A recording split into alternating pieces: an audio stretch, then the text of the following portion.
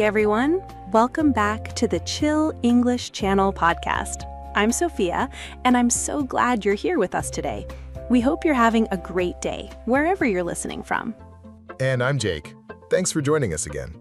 Whether you're relaxing at home, walking outside, or driving somewhere, we're happy you're spending a little time with us. Today's topic is something we've all said before. In fact, I think I said it just yesterday. Really? Let me guess. Did you say, "I'll do it tomorrow"? Exactly. Those four little words sound so harmless, but sometimes they become a habit before we even notice. I know what you mean. Tomorrow sounds like the perfect day to start something. It really does. The only problem is that tomorrow keeps moving. That's so true. Tomorrow always seems available. Until it becomes today. Then we say the same thing again. I'll do it tomorrow. And the cycle continues.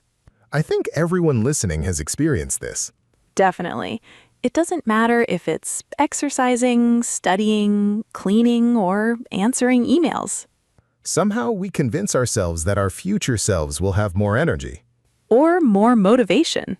Or more free time. But somehow that future version of us never appears. It's almost like we're waiting for a superhero. Exactly. We imagine tomorrow Jake or tomorrow Sophia. They're always more organized. They're more productive too. And somehow they wake up excited to do every difficult task. I wish that version of me existed. Me too. The funny thing is that we're usually very optimistic about tomorrow. But we're not always realistic. That's a better word. We expect tomorrow to solve today's problems. Even though tomorrow usually looks a lot like today. That's something I learned the hard way. Really? Oh, yes. Tell us what happened. A few months ago, I decided I wanted to organize my apartment. That's a great goal. It was. So what happened? I looked around and thought, this looks like a big job. I can already see where this is going. Instead of starting, I made myself a cup of coffee. That doesn't sound too bad. Then I watched one video while drinking it. Just one? That was the plan. Those plans usually don't last very long. You're right. What happened next? I finished my coffee. And then? I looked around again. Did you start cleaning? No. Let me guess. Go ahead. You said, "I'll do it tomorrow." Exactly. What happened the next day? I walked into the same room. Was it magically clean? Unfortunately not. It looked exactly the same. So you cleaned it then? Not yet. Oh no. I made another cup of coffee. You're making this very predictable. I know. Then another video? A few videos this time. Then you told yourself, tomorrow again. Exactly. How long did this continue? Almost a week. Seriously? Every day I repeated the same promise. That's surprisingly common. I think so too. Sometimes we don't avoid the task. We avoid starting it. That's an important difference. Once I finally began cleaning, it wasn't difficult at all. Really? The whole apartment took less than an hour. Wait. What? You postponed it for almost 7 days. Yes. But the actual work only needed 1 hour. That's right. That's unbelievable. I couldn't believe it either. I think many listeners are smiling right now. Because they've done the same thing. I definitely have. What's your example? Mine is answering emails. Really? Sometimes I open my inbox. Then what? I see one long email. That already feels like work. Exactly. So you close the inbox? Not immediately. What do you do first? I read the subject line. Then? I think, I'll answer that later. That's familiar. Then another email arrives. And another. Suddenly, I have 20 emails waiting. Which makes starting feel even harder. Exactly. It's interesting how our brains work. Sometimes we imagine a task is much bigger than it really is. Then we keep delaying it. The longer we wait, the heavier it feels. even though nothing about the task has changed. Only our thoughts have changed. That's such a good point. We build the task up in our minds. Until it feels much larger than reality. Have you ever noticed that the hardest part is usually the first minute? Absolutely. Once you begin, everything becomes easier. That's true for studying English, too. Definitely. Sometimes people postpone studying because they don't feel motivated. They wait for the perfect mood. But motivation doesn't always arrive first. Sometimes action comes first, then motivation follows. I really like that idea. Me too. It takes away a lot of pressure. Instead of waiting to feel ready, we simply begin with one small step. And sometimes that tiny step changes everything. That's exactly what happened when I finally started cleaning my apartment. That's a perfect example. The hardest part wasn't cleaning the apartment. The hardest part was finally getting started. Exactly. Once I picked up the first box, everything felt easier. I think that's true for many things in life. Me too. We often imagine the task is harder than it really is. Then our imagination makes the problem even bigger.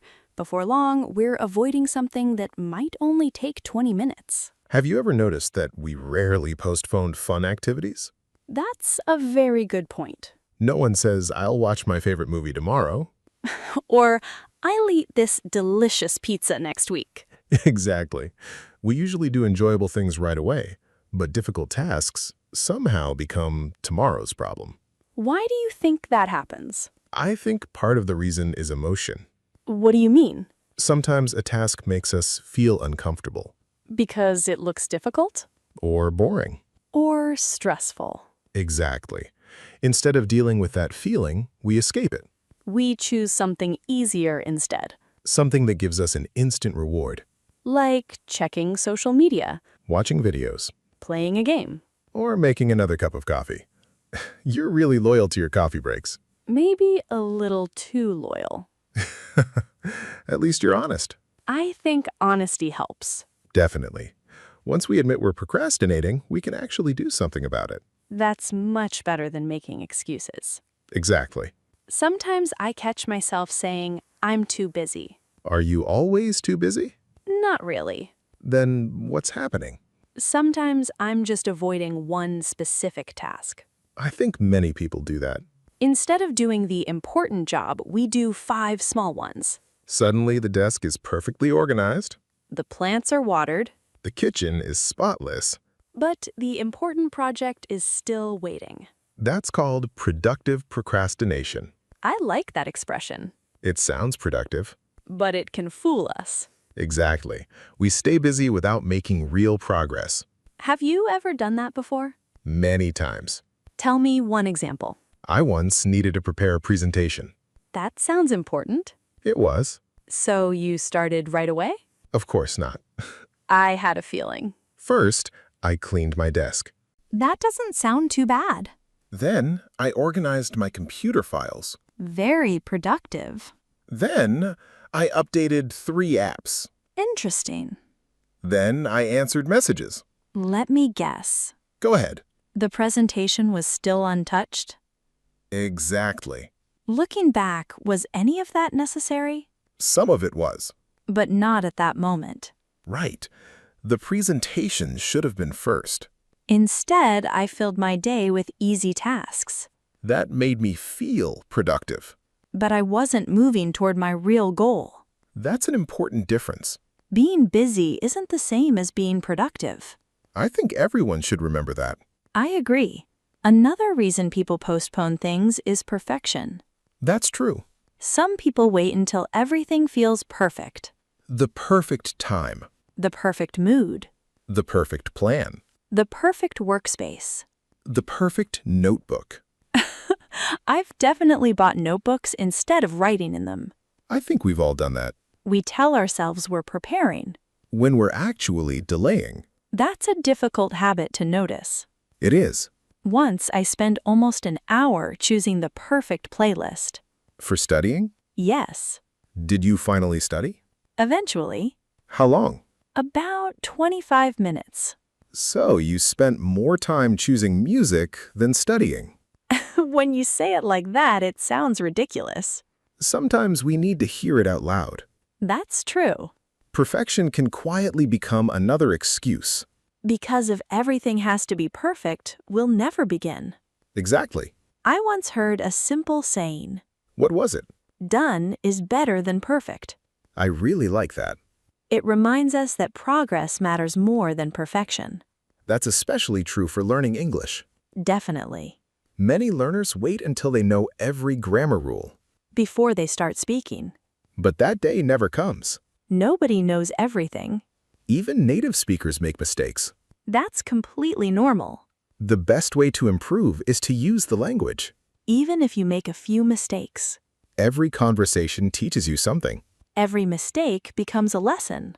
That's a much healthier way to think. Instead of chasing perfection, we can simply chase progress. And every small step brings us a little closer to where we want to be. I really like that idea. Chasing progress feels much less stressful than chasing perfection. I agree. Progress gives us something we can build on every day. Before we finish, let's share a few simple ways to stop saying, "I'll do it tomorrow." Great idea. These are things that anyone can try today. The first tip is to make the task smaller. Much smaller than you think. Instead of saying, "I'll study English for an hour," say, "I'll study for 5 minutes." 5 minutes sounds much easier. Exactly. Most people can find 5 minutes. The funny thing is that once you begin, you'll often keep going. That's happened to me many times. Me too. I'll tell myself I'll read 1 page. Then what happens? 20 minutes later, I'm still reading. That's because starting changes everything. Another helpful tip is to stop waiting for motivation. That's an important one. Motivation comes and goes. But habits stay much longer. Exactly. If we only work when we feel motivated, we'll miss many opportunities. Some days you'll feel excited, other days you won't. Both days still count. That's a healthy way to think. Another trick I like is setting a timer. I use that one all the time. Really?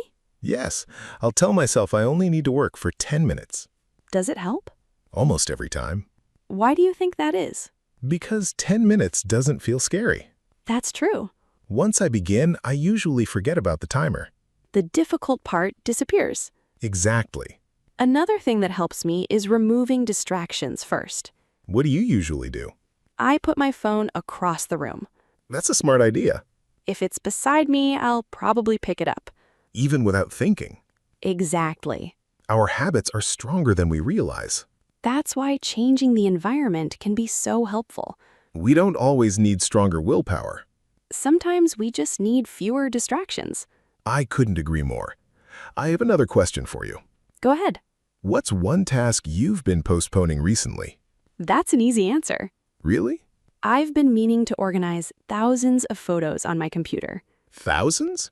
Unfortunately, yes. That sounds like a huge project. That's exactly why I keep avoiding it. Have you started yet? Not really. What would happen if you organized just 50 photos today? That actually sounds possible. You wouldn't need to finish everything. I'd just need to begin. Exactly. That's a much better goal. What about you? Is there anything you've been putting off? There is. Tell us. I've been meaning to clean out one closet at home. How long has it been waiting? Let's just say longer than I'd like to admit. That's a very careful answer. I know. What's stopping you? Every time I open the door, it looks overwhelming.